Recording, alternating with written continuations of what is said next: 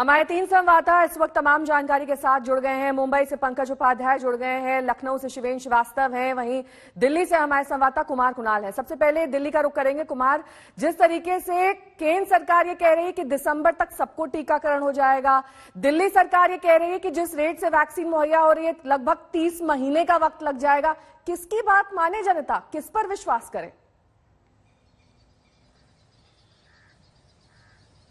देखिए, दिल्ली सरकार अपने आंकड़े दे रही है। उसका कहना है कि जिस तरीके से आने वाले दिनों में केंद्र ने कहा है जितनी वैक्सीन मिलेगी उस रफ्तार से अगर हम टीकाकरण करेंगे, वैक्सीनेशन करेंगे तो इतना वक्त लगेगा।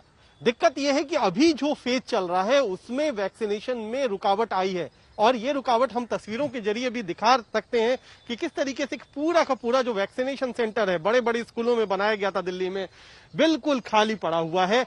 मैदान बिल्कुल साफ दिखाई पड़ रहा है कि यहाँ पर कोई भी, जहां पर कतार लगी होती थी आमतौर पर वैक्सीन लगवाने वालों की, वो बिल्कुल खाली पड़ा हुआ है।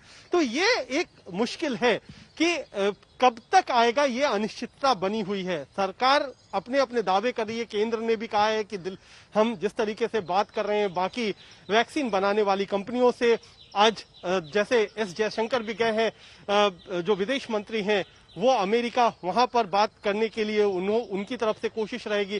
तो केंद्र अपनी तरफ से कोशिश तो कर रहा है, लेकिन वो कब तक जमीनी तौर पर लागू हो पाएगा, कब तक वैक्सीनेशन सेंटर खुल जाएंगे, इन सब बारे में अनिश्चितता बनी हुई है। और इसी वजह से जो सियासत है वो भी खुल करके हो रही है, पक्ष और विपक्ष की भी सियासत हो रही है। तो ये दोनों पहलू हैं। एक तरफ तो रुकावट आई है वैक्सीन की जो पूरी प्रक्रिया है उसमें, दूसरी तरफ सियासत भी खुल करके हो रही है, जहां पर विपक्ष को मौका मिल रहा है वैक्सीन पर सरकार को घेरने का, वो घेर रहा है। और इसीलिए ये दोनों बातों में बेशक बहुत ज्यादा सियासत दिखती हो, लेकिन हकीकत यही है कि फिलहाल दिल्ली में वैक्सीनेशन पूरी तरह से ठप हो गया है। ठीक है, लौटूंगी मैं आपके पास। शिवेन श्रीवास्तव हमारे साथ जुड़े। शिवेंद्र, उत्तर प्रदेश का क्या हाल है? क्योंकि दिल्ली में तो 18+, 45+ दोनों कैटेगरीज का वैक्सीनेशन तकरीबन रुक चुका है, वहां क्या स्थिति है, क्या कह रहे हैं आंकड़े?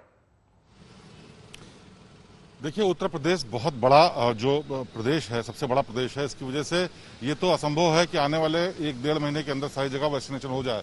और अभी जो ताज़ा हालात हैं उसके मुताबिक केवल 23 डिस्ट्रिक्ट्स में 18 से 44 और 40 से ऊपर वाले लोगों को वैक्सीनेशन हो रहा है। और उसकी रफ्तार भी बहुत तेज नहीं है। रोज रजिस्ट्रेशन कराने के बाद 100, एक सेंटर पे 300 मैक्सिमम वैक्सीनेशन हो रहे हैं। तो इस लिहाज से बहुत ज्यादा वक्त लगने की पूरी संभावना है।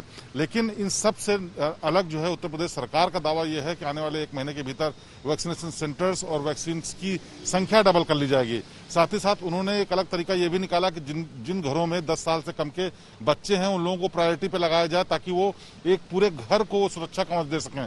तो ये तरीके हैं कि वैक्सीन की कमी को निपटने के लिए सरकार किस तरह से इस्तेमाल कर रही है। लेकिन उत्तर प्रदेश की अगर बात करें वैक्सीनेशन की, तो किसी और राज्य से अलग बहुत ज्यादा हालात वैक्सीनेशन के मामले में नहीं है, क्योंकि उत्तर प्रदेश का बहुत वृहद आकार है और गांव तक अभी ठीक से वैक्सीनेशन शुरू भी नहीं हुआ है।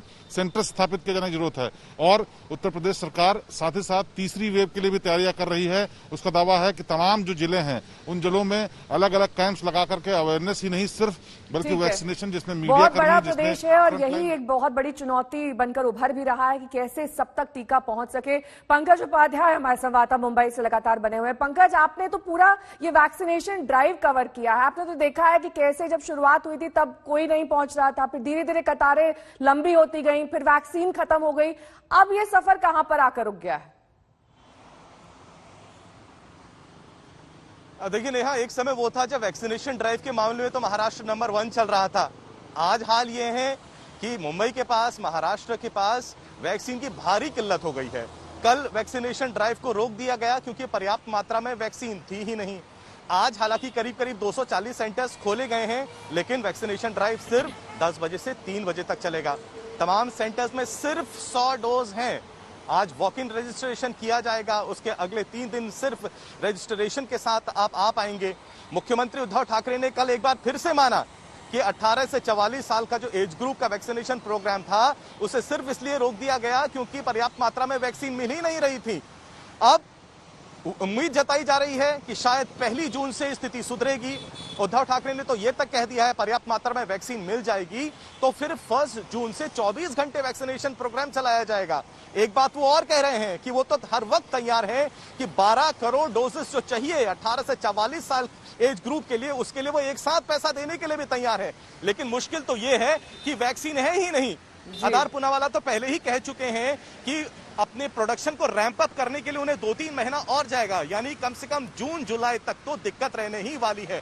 तो जहां एक तरफ महाराष्ट्र रिकॉर्ड बना गया था एक दिन में 4 लाख वैक्सीनेशन का, अब तो 1 लाख वैक्सीनेशन पर डे कर पाना भी मुश्किल हो रहा है।